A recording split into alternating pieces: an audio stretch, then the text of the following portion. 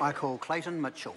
Thank you, Mr Speaker, and I'd like to stand on behalf of New Zealand First and also join in the chorus of sympathy to the people affected by the Kaikoura earthquake, particularly those people that have lost loved ones. And I want to acknowledge the Minister, Jerry Brownlee, for giving the opposition parties the opportunity to go down there the Thursday prior to recess to go and meet with some of those people and see firsthand the effect that the earthquake is having on the local community, but also to see firsthand how they're dealing with it. And they really are dealing it in spectacular fashion, sir. Although we were only down there for the best part of the morning and the early afternoon, we were as busy as bees with bums full of honey as we went from place to talk to the people with regards to their situations. And the comments coming out of Kaikoura is we just need support.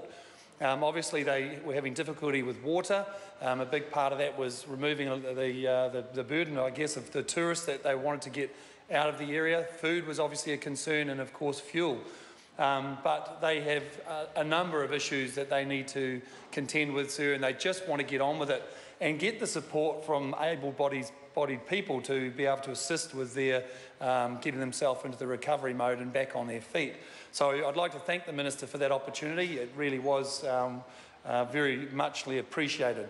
And I'd also like to go further by saying the cross-party meetings that have been held both last Wednesday and again yesterday afternoon were fantastic, and it just shows a very, very cordial approach.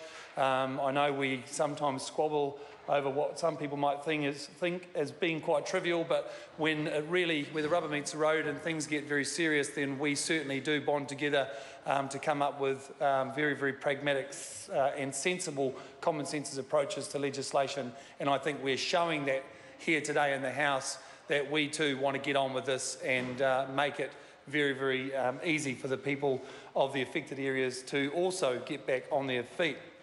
Mr Speaker, I have to say that we only 2.5 weeks ago, or just up nearly 3 weeks ago, were sitting in this House speaking in the final reading to the Civil Defence Emergency Management Amendment Bill and putting that through, sir. In fact, in every stage we had, I spoke to this bill saying that we should be putting this through under urgency, because it's not a matter of if we have a civil defence emergency in this country, it's a matter of when.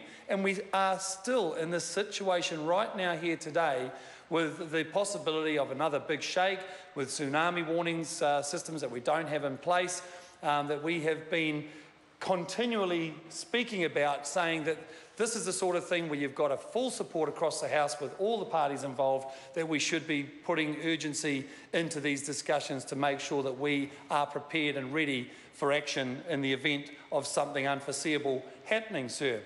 And we are here now today discussing exactly that. We said we'd like to see the 180 days taken out of the last bill to be brought in after the royal assent, and that's exactly what the first part of this bill is doing, sir. And there's nothing more antiseptic, I guess, in life when you have the opportunity to say, we told you so. And we have been banging on about that. We would also like to say, as we've been saying and seemingly sometimes banging our head against the lectern, sir, is part 2 of the Christchurch Earthquake Review, which was specifically to look at large-scale events such as the one that happened only 2 weeks ago, literally 2 weeks ago, to get that part 2 underway, which is dealing with those larger events. Part 1, which we put through the House 2.5 weeks ago, was dealing with small-scale events, and we are using that legislation, pan it up a little bit to make it at least fit for purpose for this current situation. But it begs the question is, when is this second part, the important part of this review, going to be taking place, and when is that legislation in its entirety going to be brought to this House for discussion? Because I do believe, Minister, that you have seen today how the parties come together and are working together to come up with sensible legislation, and I think once that legislation comes to the House, it can also be put through under urgency. This bill, sir, is about public safety, first and foremost, but it's also about understanding the importance of peace of mind. Because like Paul Foster Bell, I too live in an apartment down here during the week in Wellington, and I was here on the Monday night post the earthquake 2 weeks ago, and I felt, sir, very uncomfortable staying in a 8-storey apartment with elevators, lifts that did not work, and cracks up the stairwell. It did make things feel very, very uncomfortable, sir. And to be fair, it gave me some comfort the next day when, of course, the corporate body came forward and said, no, we've done our checks, we are good to go. Now, that peace of mind, you can't put a value on it. I checked the fire escapes and I was off like a robber's dog out that door if that ground started shaking, because that's very important. It's also very important to know that we currently have 11 ministerial offices in the centre of this city, sir, that have now been condemned and shut down, and some of them have already started the demolition clauses on that.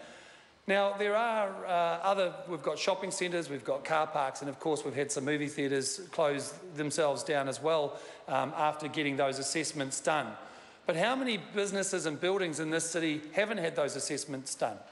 And is it just that the ministerial offices are the most unsafe buildings? Because it begs the question, sir. I would say that there are a lot more businesses and buildings in this area that are not fit for purpose, that have not been checked, and this bill addresses that situation very, very clearly, sir. And as it's been already mentioned, Justin Lester has said he will enforce this almost immediately, because that's a practical step. So what this bill does is two things. It brings the date forward to today. So this bill at the end of tonight will be in force immediately, so they can get on with their jobs tomorrow and use the transition notices about the recovery periods that we can get happening to tidy up these areas. But the second part, sir, is puts into legislation, into law, the fact that if a constable or an officer gives notice to a building operator or owner or their said person, that they must get a seismic assessment done on that building. I will have some questions when we get to the Committee of the Whole House for the Minister, and I'm sure he will be able to answer them, and we have signalled what those questions will be around what about a situation where we have a building owner or an absent owner who, one, can't afford to pay for a seismic assessment, or two, just flatly refuses to do so, sir. And I know there is some legislation that could be potentially used, but certainly having an idea forward, planning for that incident to occur, what is the right protocols to take place, because of course those assessments will need to be done regardless. Does the council take a charge over that structure, or do they get on and get the assessment done and then take a civil action against the building owner or operator? And I think that needs to be looked at and addressed, and I did say we have signalled that, so I'm sure that has come up.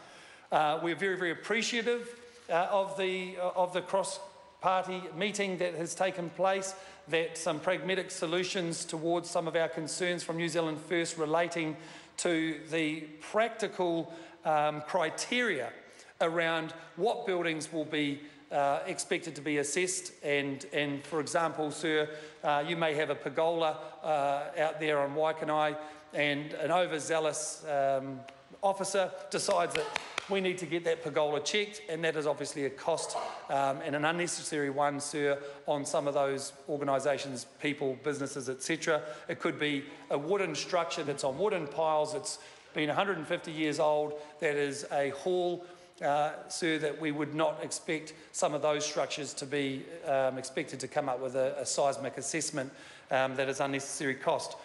It does then come back to letting the people of New Zealand know, because as the Minister has made it very clear, this is not an attack on landlords of New Zealand, and New Zealand First is very, very strongly in support of that ideology, but it is making sure that they are better prepared, and it does beg the question for those people involved in owning buildings, etc., and structures, that they make sure with their insurance company that, one, they have cover, and if they don't, then that would certainly beg the question that they should start thinking about what sort of cover they may need to ensure that they are covered when a seismic assessment is done. Thank you for your time, Mr. Chair. Mr. Speaker, sorry, we will be putting this through the bill and supporting it through all stages. Thank you.